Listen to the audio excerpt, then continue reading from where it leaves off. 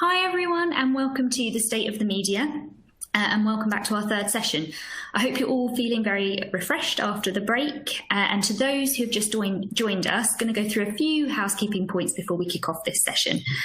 There's a Q&A panel on the left-hand side of the screen for you to ask your questions. And at the end, we will keep as much time as possible to go through them. And there's a group chat button at the bottom. Please don't be shy with your comments. We'd love to hear from you all. You can also book a meeting or demo with us by clicking on the widgets at the right-hand side of your screen. For this exciting session, I'd like to welcome Ian Murray from the Society of Editors as moderator. He's joined by a great panel of journalists, including Alison Phillips, Editor-in-Chief at Daily Mirror, Laura Collins, Editor at the Yorkshire Evening Post, Katie Vinagh-Smith, co-founder and publisher at Tortoise Media, Peter Clifton, Editor-in-Chief at PA Media, and Amanda Nunn, Deputy News Editor at Channel 5. Together they will discuss media tips, trends and challenges. Ian, over to you. Thank you very much. Thank you much, and welcome, ladies and gentlemen. And thank you so much for spending the time to join us today. I know that the sessions that have gone before have been extremely well received, and many thanks to everyone that's involved in there. Terribly sorry we can't be with you in person this year. How many times have people said that this year, or well, last year, and now into this year? Hopefully, we're approaching the end of that's there. These have been challenging but extremely interesting times, and we're delighted that you can join us from not just here in the UK, but from all over the world. Welcome indeed. I won't run through the panel again. You can see everyone here in front of us that's there, a very distinguished panel, and we're here to talk about the state of the media in 2021. And, you know, it's always, I believe, an interesting topic. I've been in journalism for 40 years, but boy, has the last 12 months, you know, turned everything on its head. So I'm going to kick off. We hope during this that you will engage with us. You will learn how the media is adapting and changing and meeting the challenges of not just the pandemic crisis, but everything, all of the challenges in our industry, and how, of course, how you can engage best practice with the media across the broad spectrum that is the fantastic media here in the UK, but I'm sure it will actually be applicable to elsewhere in the world as well. So let's kick off by first of all saying we can't ignore, let's get to the elephant in the room. We can't ignore the drastic change in the media landscape since the pandemic began, which has brought its own new challenges. So I just wondered, you know, turning to the panel here, you know, how are you balancing content for your outlets with everything that's focused on, when everything's focused, seems to be focused on COVID? Alison, can I go to you first? Hi, Ian. Well, I think the first point to make is that there is a huge demand for news, and there has been, we've seen this throughout the pandemic, for information and for news about the pandemic. So, I mean, we have had a role to play more important than ever, really, in that we've had people come to us digitally and in print in greater numbers than we could ever have hoped for. And even now, so obviously the print product, you would imagine, would have been really sort of curtailed by people not being able to leave home or end up going out sort of an absolute necessity. But people are still, you know, 10 million people still go out of their homes every month, walk into a shop, hand over their money and buy a mirror. Meanwhile, digitally, we put on 1 billion extra page views last year. So there has never been a demand for news in quite the same way as we're seeing, because there's never, in most of our lifetime, been a story like the one that we're currently living through. But beyond that, I mean, to your point, beyond the news and holding government to account for the huge decisions that they're making that are impacting our lives, then there's also been the very practical information that people have wanted to know about the best way to safeguard themselves and their families. And we've been able to give them that kind of information. And we've placed huge emphasis, as I know a lot of news outlets have been doing, on explaining the news and explaining what it means to individuals' lives. And that's a crucial part of our role now. So there's been that element. And then beyond that, we've been trying to entertain people with our news and our features, because a lot of people have had so much more time on their hands. So the lifestyle element of news products has also been huge as well. So I think there's all those issues that have been quite multifaceted. That's fantastic. And that figure, that's the first time that I've heard of that. 1 billion, did you say 1 billion extra page views? Yeah, I mean, we're obviously, in a growing, so not all of those could be put down to the pandemic, but an awful lot of them would be, yes. Yeah. That's absolutely incredible on that. And Peter at PA Press Association, how's it affected you? Well, I'd echo a lot of what was said by Alison. I mean, for those who don't know, we're the National News Agency, so our job is to provide reams of content to all of our customers to meet their variety of needs. We've obviously had to focus a lot of our effort on the pandemic. There's been a real increase in data journalism from our part because I think... Peter, if I can just interrupt, I think you're away from your microphone a little bit. Okay, sorry, yeah. I was... good point. I was talking out the back of my head, not for the first time. We're a national news agency. We provide lots of content to other people, all of our customers. We've had a big focus on the pandemic, of course. It's seen a real increase in some areas for us. So data journalism has become a real mainstay of what we've done. This is a pandemic that's not short of data, but it's really confusing a lot of the time. Lots of data that sometimes contradicts itself. So we've really set our stall out to understand that well and explain what the data means and additional graphics to make sense of all of that as well. And then obviously our health specialists and our general reporters, there's a huge amount that has to be done every day that is exactly about the pandemic. And we know that that's what our customers are interested in because they're audiences as well. And that will include explainers and all the Q&As you need about what's happening with the vaccines and which one's best and all that kind of stuff. But if that's all we did, we'd really miss a trick. So we've really pushed hard to find other things. We've opened up a new area called Uplifting, which is a specific remit of finding upbeat, happy stories every day. But again, that was in response to a specific customer request. So that will be full of stories about ferrets that have gone the full cycle in the washing machine, people who are knitting hats for the post boxes in their town to cheer people up, lots of great heartwarming fundraising stuff from people inspired by Captain Tom to whatever else they happen to be doing. And then we've got other sections like science and the environment.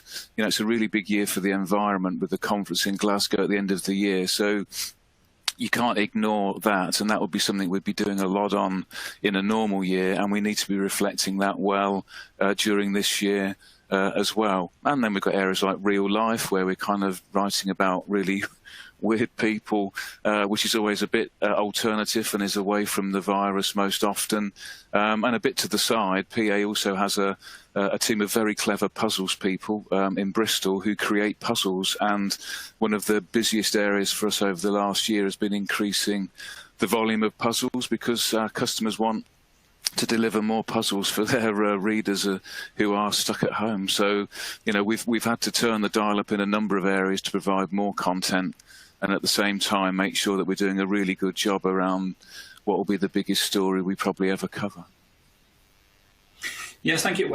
Amanda, with broadcast news, have you found that this has been a goldmine for you, or it's basically created immense challenges? Yeah, it's tough, I suppose, in different ways for broadcasters, because we do a lot of on-scene filming, interviewing. So obviously the way that we work is completely different. Our social distancing, I've got more PPE in my boot probably than the NHS has together. It's really changed a lot of how we go about day to day. We saw a massive spike in viewers, along with all the other public service broadcasters, because I think everyone was terrified, and rightly so, at the beginning of the pandemic, and they wanted news that they could trust. I mean, you can't get away from the fact that COVID's a massive story. It's probably the biggest story that I'll work on in my career. And obviously it dominates the agenda. So all of our political reporters, every story they do will probably be touched in some way by COVID. When the jobs figures come out, they'll be high. Why is that? Because lots of people have lost their job because of COVID. So it kind of, although there are different stories on the programme, a lot of them are touched in some way or another by COVID. And it is right. I mean, it's a massive story. Like, we have to put that on the agenda about your child not being able to go to school the next day. And that's more important than, say, like an investigation into puppy farms, although I know what our viewers would probably prefer to watch. When we've been like in the peaks of when the death numbers got really high, obviously the programmes got very heavy. So we did end up having 2 and finales just to kind of bring a bit of animation, a bit of life and a bit of lightness to a really dark time. And I think we are starting to see a turn now, like very, very slowly. There have been some flecks of different stories working their way up because obviously the pandemic's been going on for a long time now. Brexit's starting to bubble up a lot more. Last week we did a health story that was not COVID related, but it felt surreal almost to be watching this. I think it was about skin cancer, but the fact that it felt so surreal when I was watching it from home, to have a story that wasn't about COVID, I guess that's indicative of we've got a little way to go yet. And it is. I mean, in the industry, we know it is news fatigue, don't we? And we know that the bigger that it can be the biggest of stories. At times when we've been to war, for instance, it's kind of there is a danger that the viewers, readers, listeners will think, oh, I'm just going to switch off because it's that, and tell me something new, tell me something fresh. And Laura, in the regional press. I know that's a challenge. It's going on at the national level, but am I right in thinking that this was a kind of international story that still, of course, played out extremely important locally, and that your role as editor of the Yorkshire Evening Post, the challenge was there with restricted resources.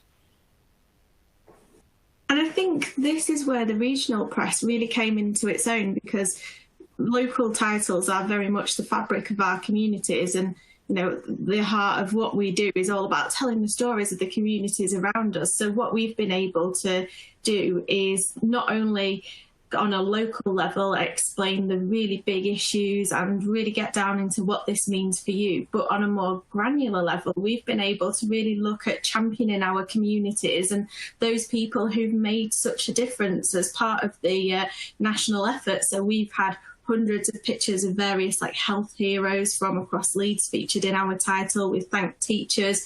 We've been able to look at sort of those high street heroes who kept businesses going and who've diversified. And I think what's really important within all of this is actually we as the regional media have been able to really drill down into that sense of community and remind people that, we are there with you. We're living this, we're breathing this, we're going through this as well. And actually we're able to really reflect that within our coverage. Yeah, and as someone who's come from the regional press for the vast majority of my career, of course, and with no disrespect to national colleagues, there is that thing, isn't there, that the difference between regional and national is that your reader actually is between regional and national, is that your reader actually lives next door. And so, as you said there, you're living through it with them in that way. How have you found that the public have reacted? Because there's been going back a little bit. There's been a bit of doom and gloom about the regional press. So they're not as important as much anymore. They're not as relevant. But I would say that this has reminded the public just how important their local paper, their local newsroom is. And you're absolutely right, and we've seen that ourselves on the ground in terms of, obviously, at the start of the pandemic, when people were trying to get to grips with what is coronavirus, we had so many people come into our website, for example, for that explainer content to try and understand what it is. And because we are so embedded in their community, there's that level of trust that they already have associated with us. And then as we've gone through the pandemic, what we've seen is they're looking for that distraction. They're looking for that lighter side in life. And again, it's just going back to reminding them that we're there too, because I think, at the start of the pandemic, we got quite a lot of negativity around reporting sort of the daily death stats for our hospitals in Leeds. And actually, we had to remind readers that we take joy in this. This is just as scary for us as journalists. We're not these human bots that sit there and trial this out. Actually, we're human too, and we're living this, and actually that plays to that strength almost. Yeah, that's interesting, that line, and we'll pick up a little bit later on about the whole factor of trust and trust in the media in that way. But Katie, if I can turn to you, founder of Tortoise Media.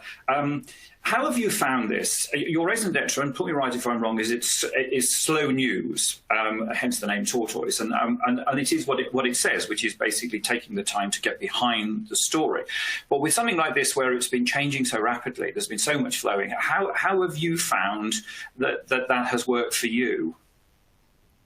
Well, you could say, in its essence, this story could have been a tortoise killer. So if everybody's obsessed by the breaking news and the fact that, to your point, Ian, the news is moving quite fast, the combination of being a startup in our industry and focused on the forces driving the news rather than the breaking news, it could have been a terrible time. Actually, quite the opposite time. Like many of the people on the panel have said, it's been actually a very good time for us, even though we do something different.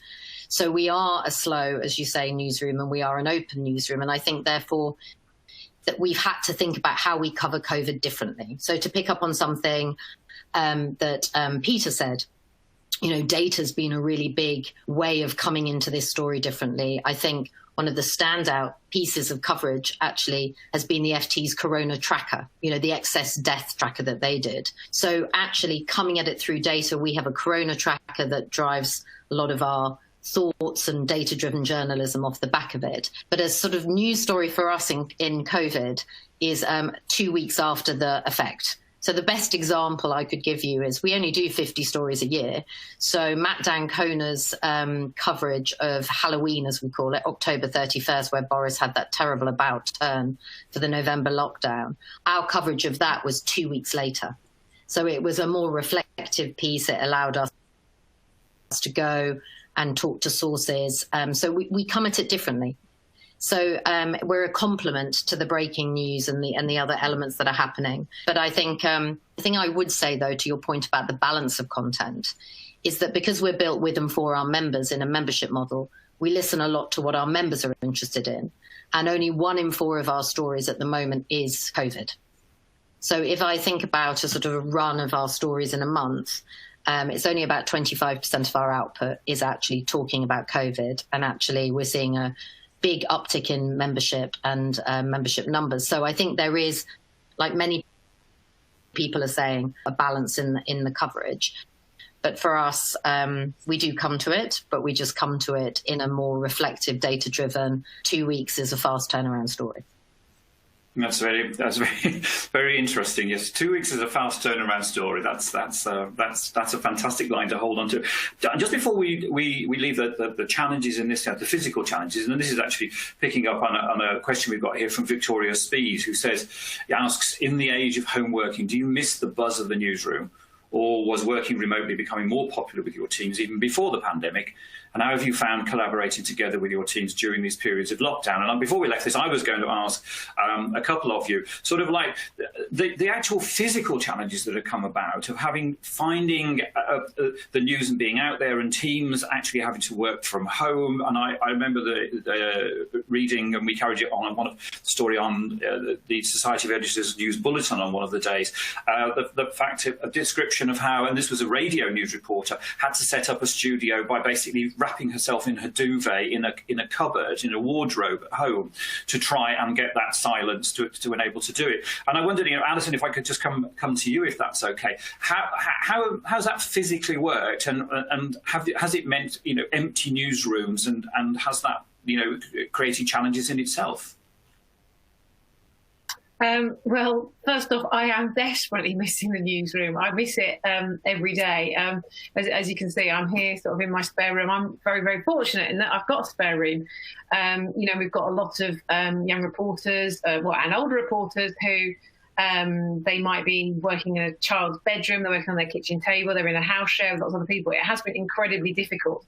Some newsrooms are back in the office. We haven't been back in at Reach. So that's all of us at the Mirror, the Express, the Star, and of course, obviously, all our regional titles as well. So that's a lot of people across the country that haven't been back into a newsroom.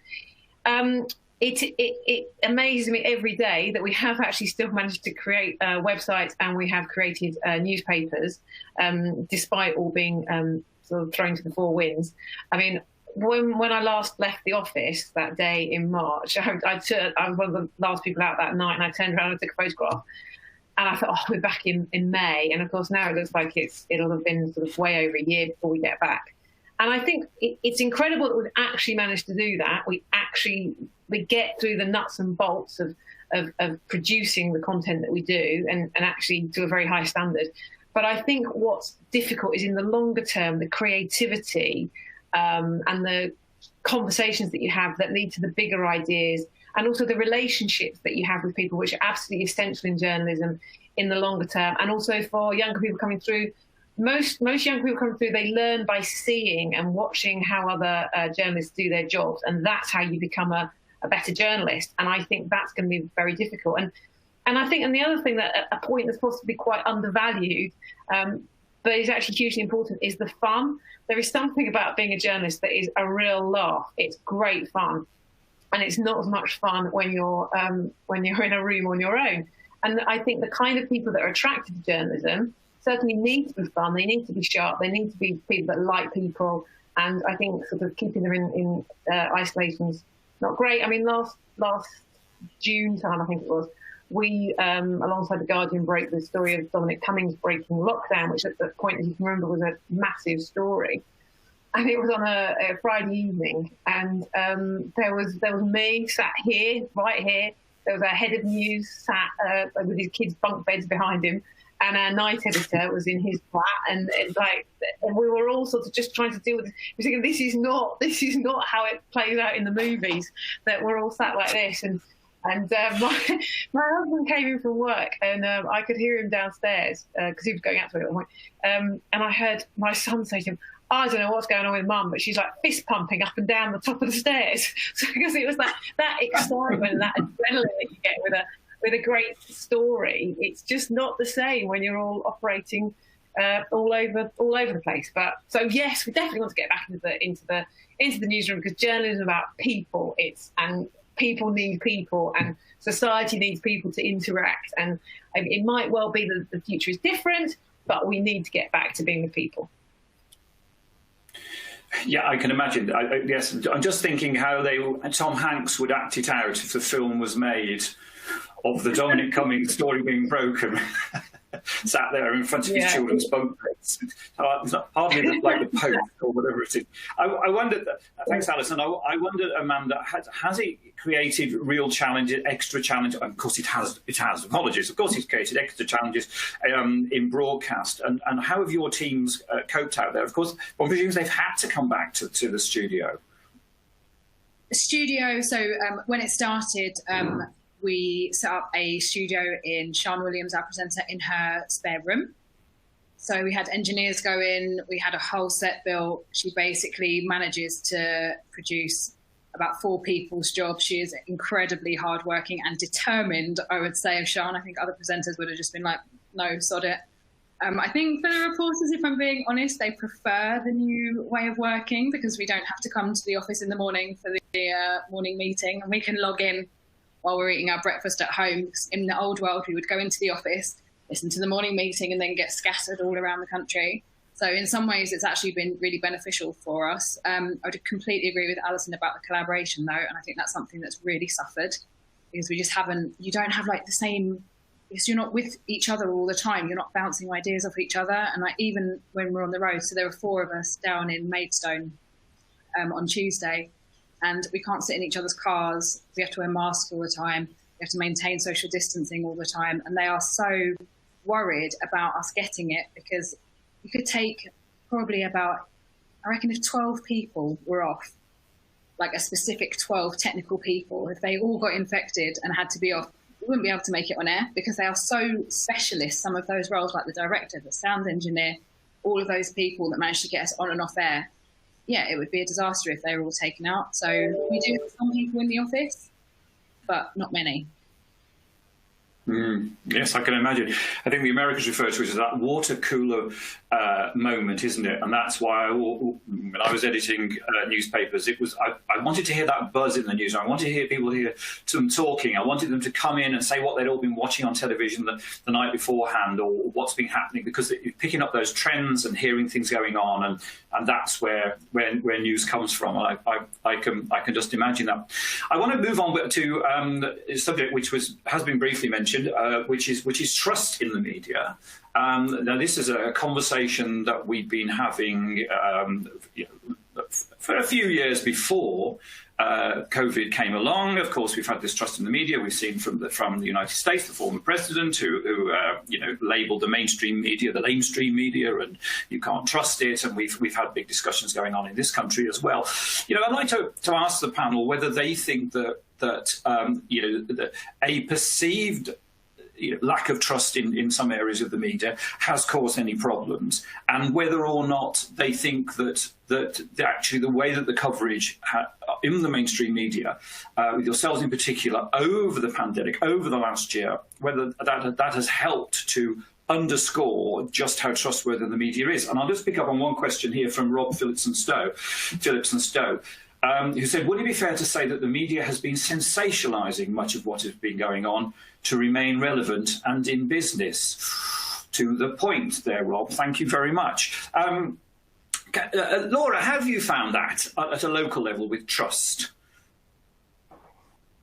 So I think what's really interesting is looking specifically at trust on a local level, in that what some of the research is showing us, especially from YouGov, is that the trust in local press is 74% compared to social media at 22%. And I think the Yorkshire Evening Post in particular, we were on the really sharp end of the stick with this before COVID. This was at the time of the elections when we ran the story about the boy on the hospital floor in Leeds.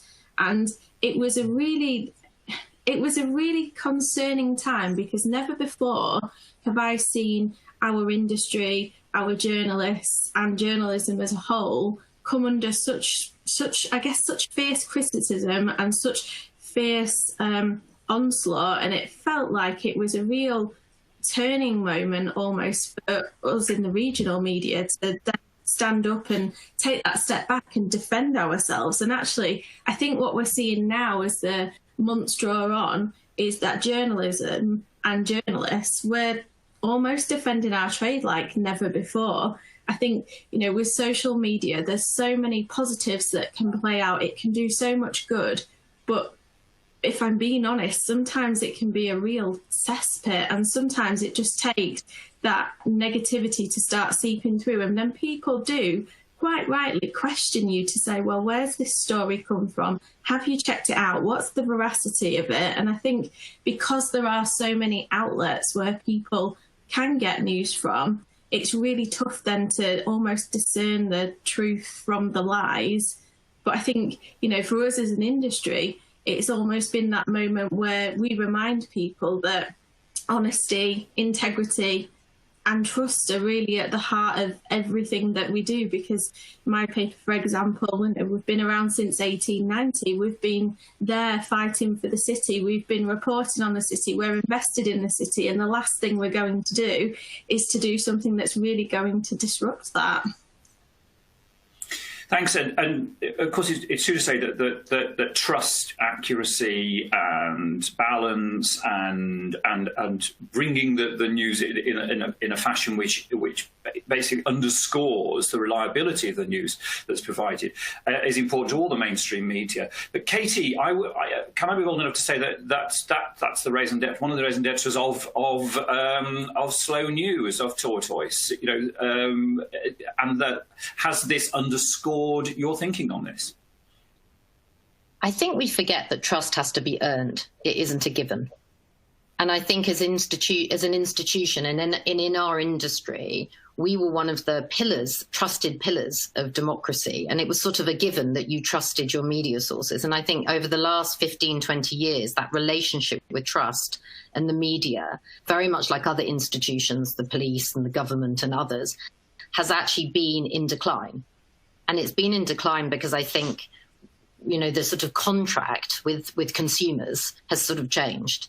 And I think if you want people to trust you, then at the heart of that, there's a sort of a sense of things that are not naturally in our DNA. right? So trust is built on transparency, right, and honesty. And actually, many of us have worked in newsrooms where we've been working on big investigations and big stories. They haven't been in the open. They have been spotlight in the war room with the no windows. And there is an element here, which is, I think we're getting back into, and you see it in lots of newsrooms now in lots of different ways. We're getting back into earning the trust of our readers, our listeners, and our members. At the heart of that, as long as the consumer feels that their voice is heard, or they can see themselves in that news, and that they're represented in the journalism and the output, then I think that you start to kind of reframe that trust and earn it back again. So I think that's been the biggest challenge for us as an industry. We've gone from being a de facto trusted institution to one where that trust and that relationship's been challenged, and we have to kind of fight harder to earn that trust from our listeners, readers, and viewers than we did previously. So I think that's sort of a big backdrop to the question. And I think, tortoise is slow, yes, hence the name, like you said, Ian, but we're also open. And we're built on this principle of the fact that in our newsroom, our editorial conferences are open to our members. So we listen before we report. We bring people in because we recognize we don't have all the answers. So there is a sort of nature of, one of our journalists says it's like IP at grand scale. We're stealing ideas of our own members as they walk into the newsroom. But we're built on this idea that if we're listening in lots of different places, we'll hear things differently. And that enables us not only to kind of report in a different way, but actually the contract that we have with our customers and our audience is built on that trust ground up. So yes, I think we did sort of think about this a lot in how we do it, but I think everyone thinks about this differently now to say how they did 20 years ago. Thank you for that. And Alison, going to the point that was raised there, yes, we hear, don't we, the media, you're just sensationalising it. And do you think that your coverage, I'm not accusing, I'm just asking the question, your coverage at the Mirror has sensationalised what is an already sensational story anyway? Well, no, I don't think it has at all, in that I think we've been very mindful from the very beginning that behind every single one of the statistics that you see around coronavirus, there are families that are mourning somebody who they've lost. And you've also got an awful lot of people whose livelihoods have been destroyed by the economic impact. So I think certainly within our news team, we try to really keep that front of mind, that they're not just stories that you're dealing with, they are lives. And I think to Katie's point about trust, if you show that you value your readers and that what you're telling them is correct, and obviously there's always a million different sort of viewpoints on what correct is and isn't, but you're doing it in good faith and you're reporting in good faith, and you're asking the questions that they want answered of the people that are in power, that is how you create trust. I mean, Katie's 100% right. No one in any walk of life should just demand trust, as they should never demand respect. That all has to be earned, and that is years and years of being faithful to your readers, and being straight with them, and admitting when you get things wrong, and saying sometimes that you just don't know, and not always taking a knee-jerk position on things. I mean, I think, without obviously wanting to get into the whole murky business of Brexit,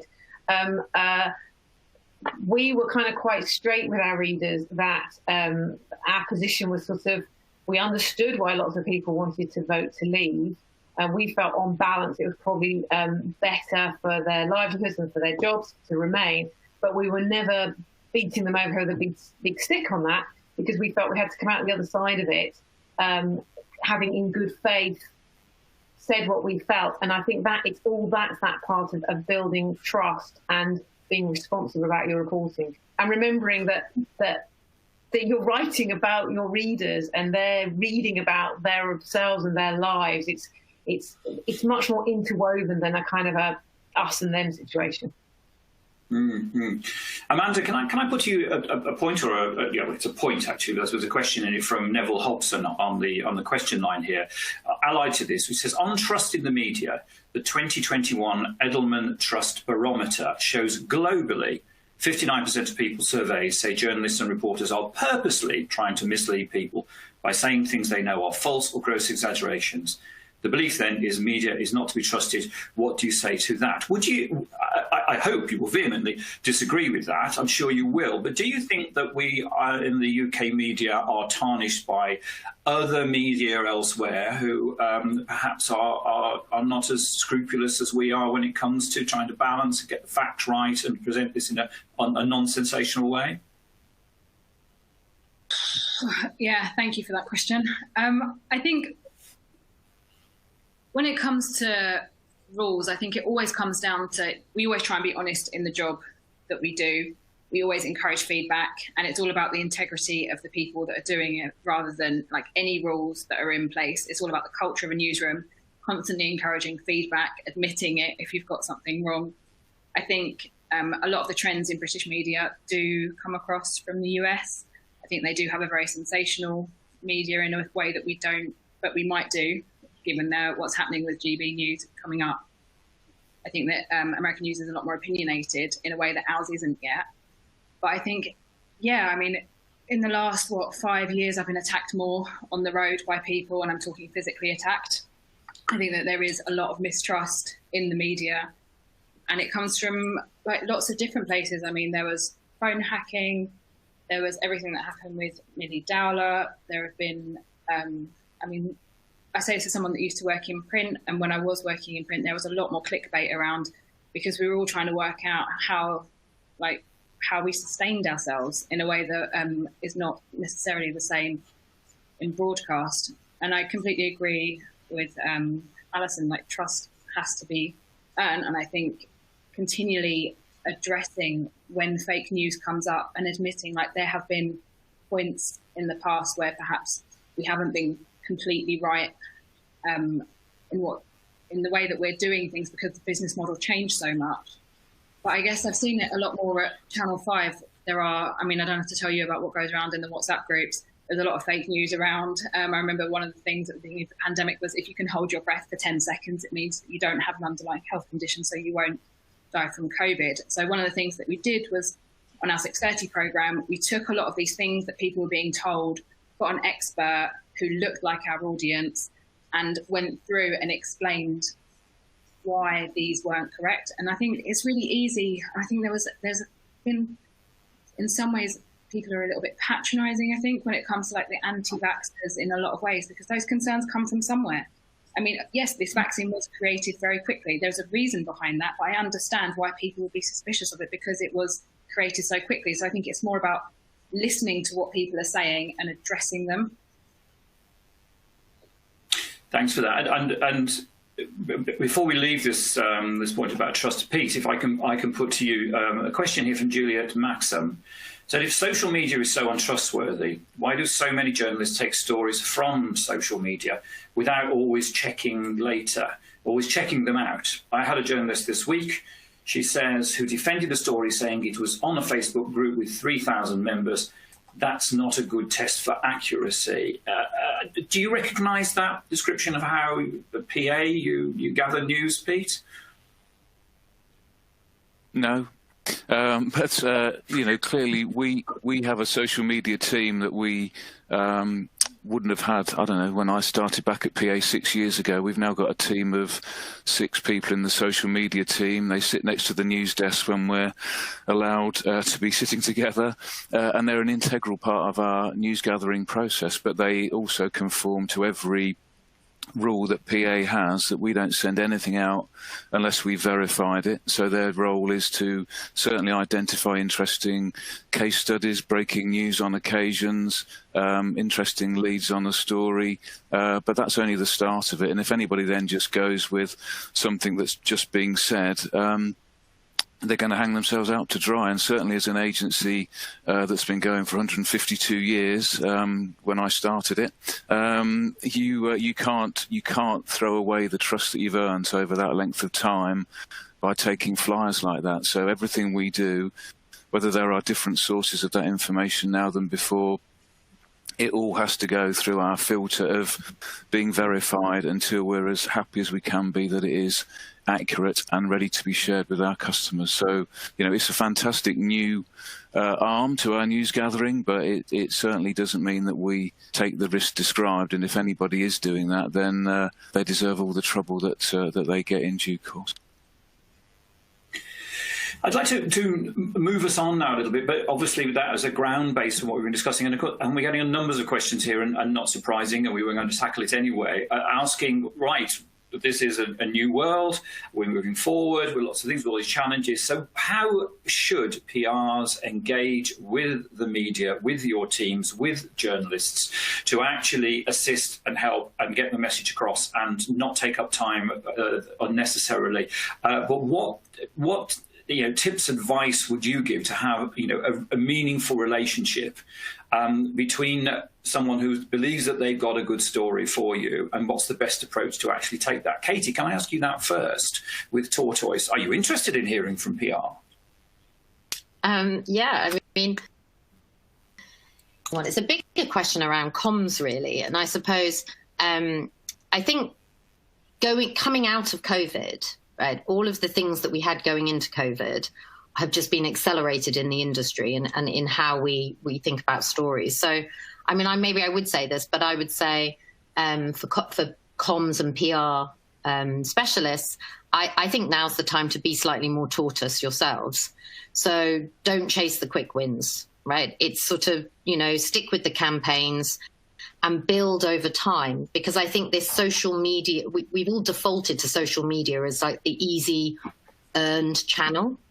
And I think that, when you think about, what really impact, where you have impact, it's not about, quantity over the quality.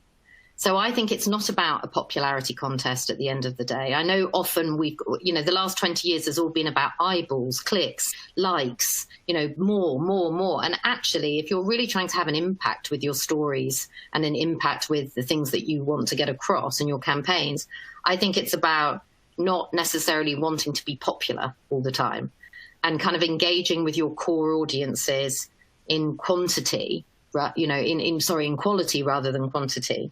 So I would be, you're in the best business now because it's advocacy rather than advertising. I think advocacy can have a much more of a genuine impact for businesses and brands and the comments they make. But I think that as an industry, PRs and comm specialists can help, right? In that, get the businesses you represent to measure, self-report and hold themselves to account on the things that they care about. Because I think the show is more important than the tell. And we're walking in, when you look at things like accelerating net zero, addressing the inequalities, all of the things that matter in our society post-COVID as we go into 21, I think the walk will matter more than the talk. So I think your actions will speak louder than your words. So those are my thoughts. I think it's a great time actually to be in PR and comms, but I think we're going to have to do it quite differently. Wise words. Thank you, Katie, for that. Now, Alison, can I put you a question from Rachel Flynn? She says, I'm getting in touch from UK charity Worldwide Cancer Research. What advice do you have for charities like ourselves trying to navigate our way through the next few months? We aim to ensure our press releases are uplifting, positive, avoid upsetting statistics while in this climate, and that they actually provide hope for the future of cancer research. Is this the correct approach? And are you looking for fewer stories regarding research funding updates, but perhaps more fundraising supporter story-led, I think means human interest stories instead? Would really appreciate your thoughts. Alison, what's your thoughts on that? Well, certainly, I guess I'm here sort of maybe representing the national mass market. And that mass market is pretty large. We know that that's where, the bulk of the country get their information from. And for me and for us, it's always has been, always will be about people. They're the stories that really touch a chord. People need to be able to empathise with what they're reading. There's been, as we said, there's been vast amounts of data around the coronavirus issue, much of which has been fascinating. But what sticks with people is people, and it's being able to put themselves in the person they're reading about's shoes. It's being able to empathise that there's a depth there that means that story will live with them an awful lot longer. So I think positivity is a huge issue. I think it's something that we've kind of tried to keep at the core of the storytelling that we've been doing during the pandemic. And I don't mean positivity in just telling happy, clappy stories, because that's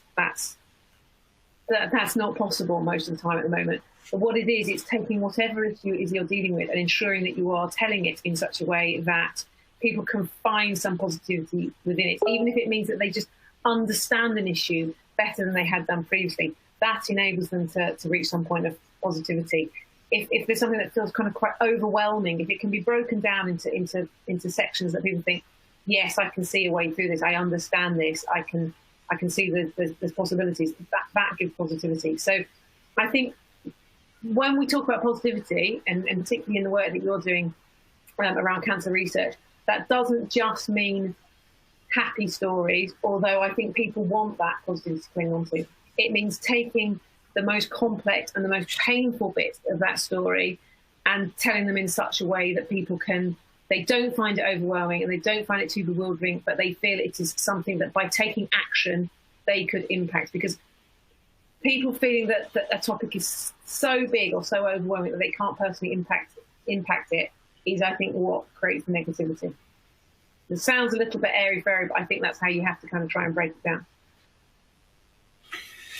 Amanda, can I ask you, how would you best advise PRs to, attract your cameras, attract your journalists to something which can I stick my neck out here and say it's a case of, unless there's something visual, unless there's something there for them to film, they're not going to be interested. Does that remain true? How is the best way for PRs to contact, say, Channel 5 News to get something covered that they feel should be? Yeah, so I guess we are slightly different, the broadcasters, if you do want to get your story on. So the VT, which is the video transmission, which is the package. So when the presenter says, and now we'll hear from our reporter Andy Bell, the next 2.5 minutes that plays, that's what you're trying to achieve. You want your story to be that.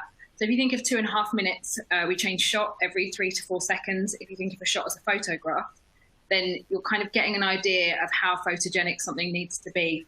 So, for example, if you have a dog grooming business, perfect. If you have a tiny office, it's not going to fill that many photos.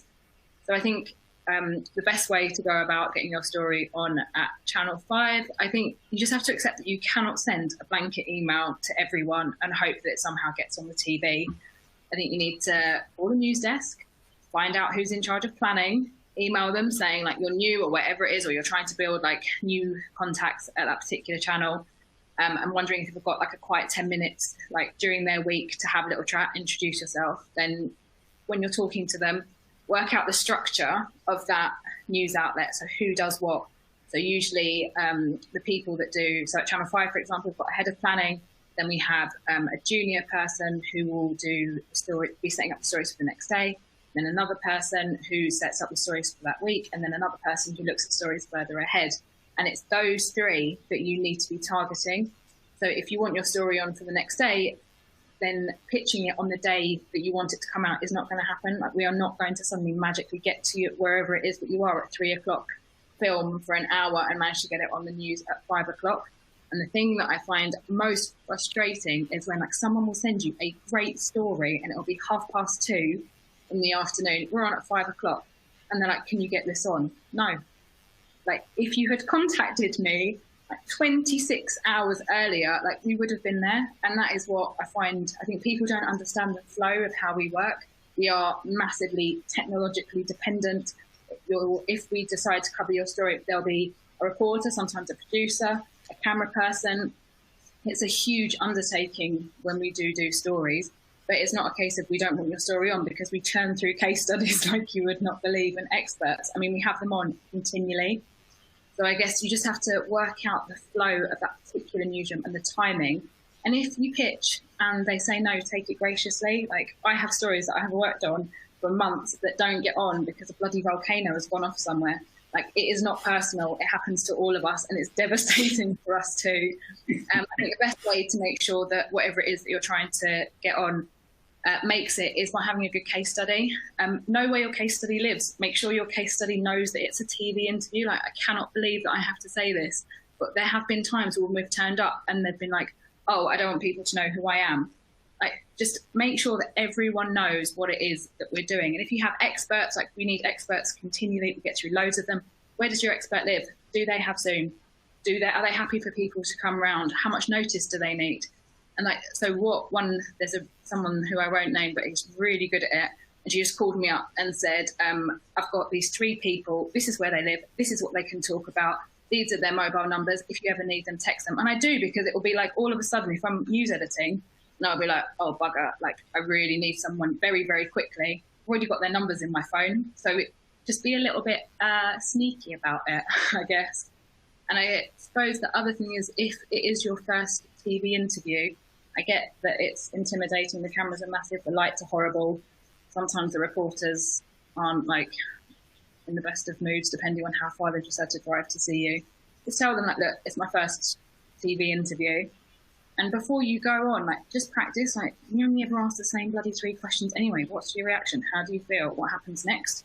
So if you've got answers to those 3 questions, regardless of what the story is on, chances are you're going to be asked them. So practice, get someone to time your answers. So the chance of you being given more than sort of 20 seconds for an answer is slim. So it's usually between 15 and 20 seconds. Just practice with someone with a stopwatch, and just practice until it feels natural. Obviously, we do a lot of stuff on Zoom. There are ways that you can make a Zoom look slightly better. You raise your camera so it's at your eye line. If you wear dual tones, if you don't know what they are, Google is your friend and it will help you. And get there's a halo light that you can get on Amazon. It's like 20 quid, and it will just make everything look a lot better. Fantastic, down to earth, but warts and all bolts and nuts and bolts advice there, Amanda. Absolutely fantastic. Thank you so much. Laura, I can turn to you and the local press, the regional press. Someone wanted to contact with you. I would presume it's local. Regardless of the way that the world has changed, it's local. Does that still hold true? Absolutely, and now more so than ever. I mean, you'll be amazed at how many emails I still get. I had one this morning saying, I've got a great story in Newcastle, and you think that is literally nothing to do with Leeds. It couldn't be further apart, and it is all about how do we, as a local media, set ourselves apart from everyone else. Because if you're sending something blanket to say every organisation in Leeds, the chances are we're going to be looking to say, well, actually, what is the standout? What is in it for us? Because if it's going everywhere, it doesn't really warrant or that investment of time from the journalists to look at it. But if you come to us and we have that really good conversation about, look, here's the human aspect, just touching on what Alison said, it's all about that empathy, it's all about people, it's all about place. And by having that conversation, we can help to shape that. But you're absolutely right. There's no point doing a blanket to everyone. It is just focusing in on that local. And I think local has never been more relevant. Absolutely. And coming from the regional press, as I say, I understand that. And always my advice to anyone, any organisation that I'd be asked to talk to, charities or whatever, would say, if you could take that little bit extra time, if you can find the case studies in this area, if you can find the facts and figures that are local to this area and understand the area. And if you don't particularly, well, then phone and talk to someone and ask the questions about what area do you cover and that. It's that little bit of that will pay dividends completely. Pete, if I can ask you, okay, usually a little bit of time and effort can be put in by PRs in getting to know journalists, in getting to know reporters, photographers, even editors. Spend a bit of time with them, have a cup of coffee, those kind of things. Not possible, of course, at the moment. So as we continue on with this, and hopefully it will all change going forward, and we'll return to those happy days where we can meet actually in person. At the moment, though, how do PRs build relationships with your team? Yeah, well, I, for one, am obviously missing those meetings in bars, probably like everybody else. But I would say, yeah, sorry. I mean, first of all, I'd say what not to do, and the bane of our life is people who send us an email to the main news desk copy in inbox. Which is monitored, and we look at everything that comes in, and then they'll ring once, twice, 3 times to check whether we've got the email, and there is nothing more likely to guarantee that it gets ignored by pestering us. And Julie, the news desk, is under huge pressure, and it happens multiple times a day. I'd say probably 30% of the calls the news desk take are to assure people that we have got the email and we will look at it and please don't ring again. And then at least 50% of them do ring again, and then you're in meltdown territory. So although you can't meet people currently and have a coffee and that kind of thing, you should still be trying to forge good links with people who cover the areas that you're interested in. And if that has to start off by being a civil email or a phone call to them, then that's the way to do it. And we're very open about who all our specialists are and their contact details. And that's the way to get into PA, is to get to know those people, because they've got more time. They set their own diaries very often, and they'll be looking for interesting stories that they can follow up on, and that they can take to the news desk and show that they've got stuff coming in under their own steam. So I would always recommend doing that. It may be that little bit harder now, but everybody's living in a world now where you make and forge and maintain those contacts on Teams or on Zoom or whatever device you want to use, or you can still ring somebody up, you can still email them. And that's the best way to do it. And again, you may get pushed back a few times, but I think you'll get much better traction if you really think through who in an organisation like PA might be interested in the story, and does it have multimedia elements, because we're no longer the kind of wire service that we used to be. We need the best stories we do are multimedia ones that have a video element, they have great pictures, we might be able to do graphics around them, and they've got words as well. So all of those things are likely to fly more than just sending us a stock press release into what is a very large bucket of information that we go through every day. So, I appreciate it might be a little bit harder now, but there are still routes to do that and do that well, and it's worth that way, rather than thinking, if I just keep throwing mud at this particular wall, a bit of it's going to stick eventually, because you'll probably come unstuck that way. Thanks very much. Just moving on and picking up someone here, Linda Yang has written in and picking up on Amanda, your comment beforehand that you said that you like to have someone who looks like the audience and reflects that. And I think this is something that the whole of the media and elsewhere in our society has been working hard recently, which is diversity, which is ensuring that both the content and also the makeup of newsrooms and that is moving towards a reflecting society and the multicultural society that we now have in this country. It's something which is challenging, we know, for our newsrooms in this way. And as Linda points out, all of us on this panel, myself, from the majority population of the United Kingdom. But Alison, I know that you've been doing an awful lot of work in this area. And if you'd like to touch on that for us, but also touch on how you think that this goes to dealing with PRs and how they can think about it, ensuring that the message they're bringing across is actually ensuring that we reflect that diverse Britain that we now live in. Yes, I mean, clearly, if we're going to do our journalism properly, we need to be reflecting the lives of all our readers, not just one set of our readers. And therefore, I would sort of say that if you want to reflect the people who you're trying to get your messages across to, so that they're hearing and seeing those messages, you've got to ensure that the stories that you're telling through the journalists that you have relationships with are also reflecting the people you want to touch. I feel very strongly that perhaps for a very long time, the stories of this country were being told by just one group of people, as if there was one kind of universal experience of living in this country today. And we know that clearly isn't the case. How we unpick that is a big job if we're going to really do it and really going to stick to it and really sort of change the shape of our newsrooms, and you guys are going to change the shapes of your businesses. But it's absolutely imperative, because I think, reflecting back on the point about trust earlier, and all those Edelman surveys all point this out, the people that are trusted the most are your friends or the people who you have a relationship with.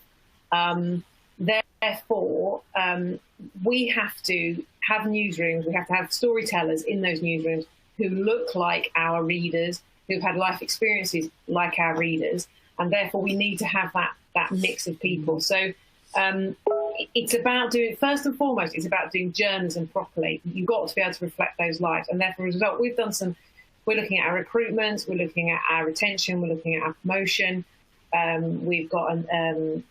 We've now got a diversity inclusion officer at Reach who's helping us looking at what we're both doing internally in terms of our staffing, but also externally in terms of our content.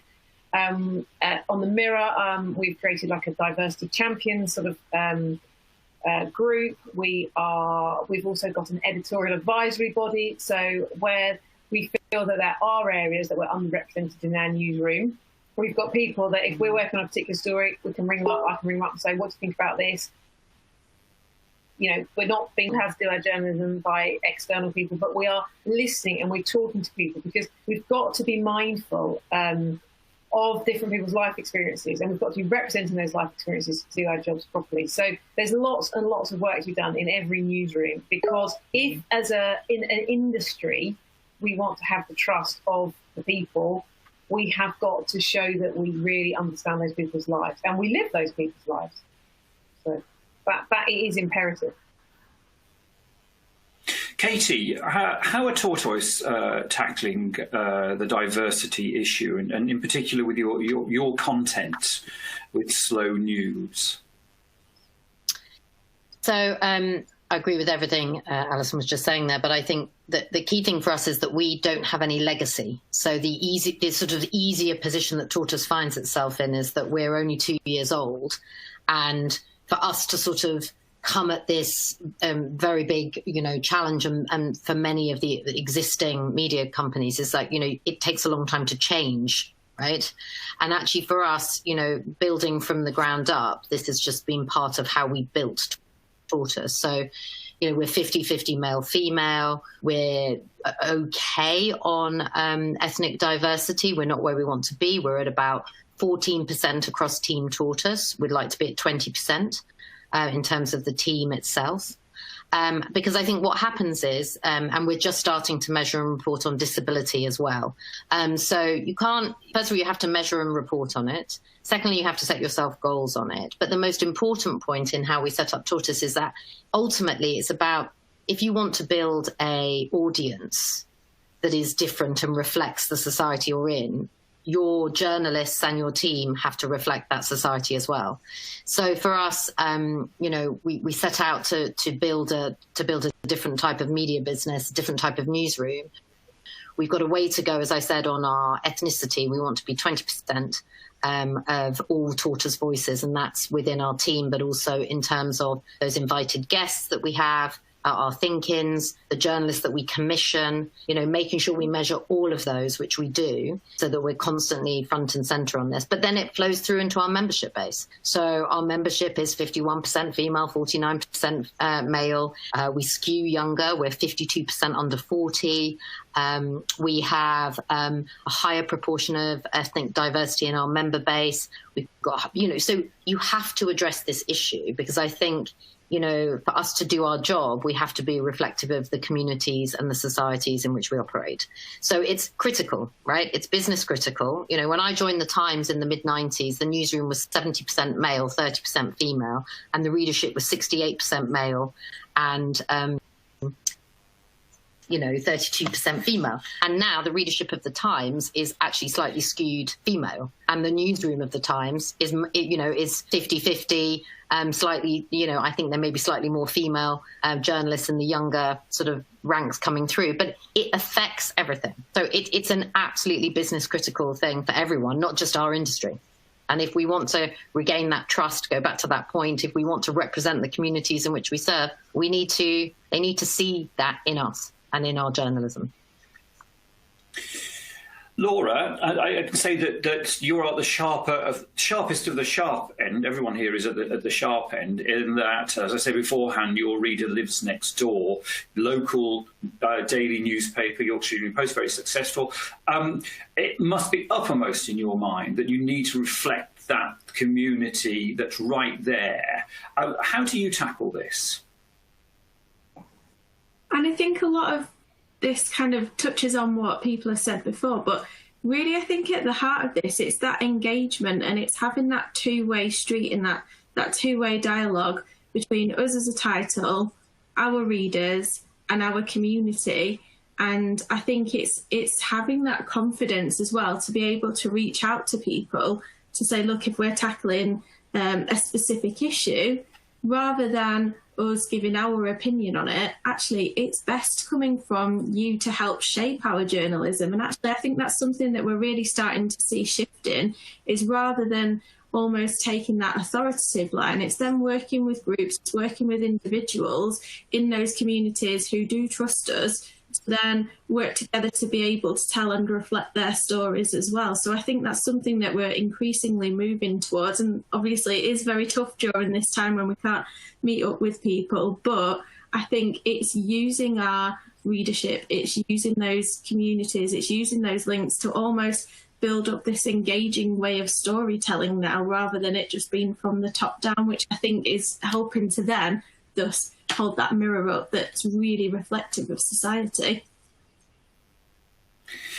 Well, folks, we're not far away, sadly, from the end of our session. Thank you so much for giving up so much of your time, those who are following the discussions here and those on the panel. So we've got less than 10 minutes, so I just want to turn to some of the questions, if we can, as rounding off. And one, it's a very practical question, so let me put this to you. Perhaps, Amanda, I can put this one to you.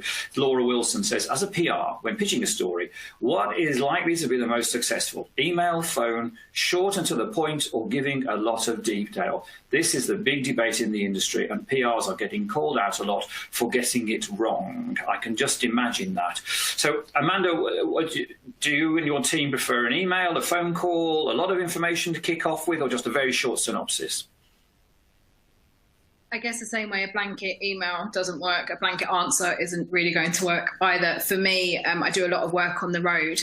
If someone randomly calls me and they get me at the wrong moment, I can be a little bit sharp, and it's not a reflection on the fact that I'm not interested or I don't like that person. It's just that they could not have called me at the worst time. There have been times in my career where it's 7 minutes to air and I suddenly get a phone call and they say, we really need a dog.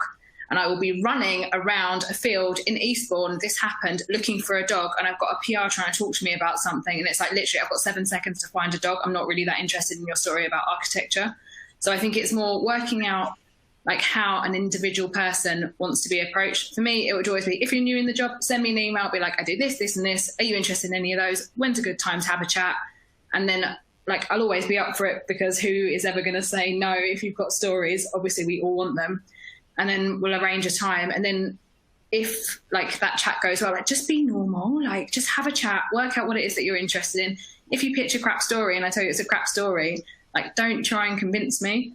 I guess like I get through so many stories and I can't even remember like things that I worked on last week. Like it is second nature to us. It's not like the best thing to do is be like, okay, fine. How can I change it so you'd be interested in the future? And like, I'll give you that time if you've caught me at the right time of day.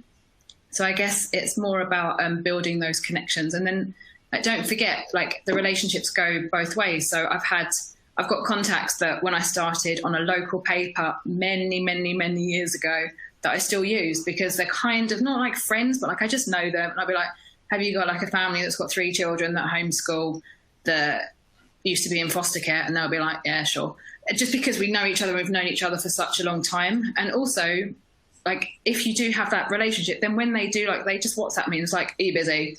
No. Can I give you a call? Sure. And we'll just have a chat. And I feel like that's the best way that you build kind of a friendship with people so that you know how to change your pitches. And like sometimes it can just be like one element, like if you told me this a week ago, or if you told me this a month ago, or if you've got a case study from Yorkshire, or make it on.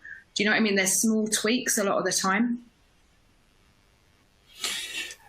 Alison, last question, fall to you. Katie Nelson says, following on from that question, how do those on the panel feel about PRs pitching via social media such as Twitter? How does that work? It wouldn't, I mean, it might work for some people, it wouldn't work for me. I kind of think if you've got a story and you believe in it, you've got to try and make sort of some kind of direct contact on email. So it might work for some sort of journalists that are just sort of trawling through social media looking for something on a particular day. But if you've got something you really believe in it, you kind of have to invest the time and the effort into trying to sell the idea in. I get that.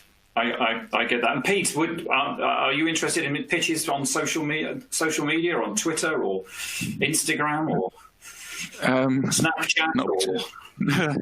Yeah, obviously I'm on TikTok all the time. No, I mean, I would agree with Alison, actually, that if something's worth engaging with PA about, you're much better at trying to engage with us direct than trying to do it via social media. So I wouldn't recommend it as a particularly efficient route from our perspective. And I'd go back to some of the suggested routes I mentioned before. And as for, the formats, I don't think a long email is ever going to win over a short, concise one that makes good sense and makes it very clear very quickly what the benefits of the pitch is, rather than I'm going to read 2 pages and never get those minutes back in my life. So I'd keep it clear and to the point, and you're much more likely to get attention that way, and even more so if you're directing it to people who have an interest in that subject already.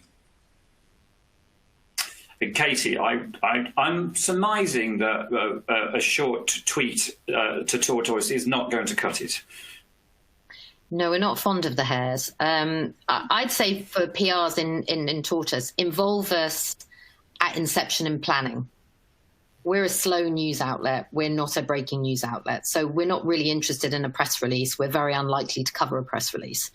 But if you've got a major campaign, if you're planning things, if you involved the Tortoise team exactly as everyone else has said, through a direct relationship, ideally you can send an email in the first instance, but, involve us at the point of planning, not at the output, because we're quite different. We're not just going to cover your story. If it's a really genuine campaign, we'd like to get involved early with you, and that's how we do our journalism. Well, sadly, ladies and gentlemen, sadly for me, I've really enjoyed this. I'm not sure of the rest of the panel. No, I'm sure the panel have, but thank you so much for joining us. So we've come to the end of this debate now. It's been absolutely fascinating. I hope that you've taken a lot from it. And I'm now going to hand back to our host, Polly, who's going to sign off for us. Thank you, Ian, and to the rest of the panel. It was really interesting, and thank you for revealing your thoughts on what's to come in the media. As always, some brilliant insights in there and lots of ideas to take away. To join the next session, which is Responsible Innovation in the Age of Abnormal, click Watch Session at the right of your screen, sorry, not at the bottom, and we'll see you there shortly. Thank you.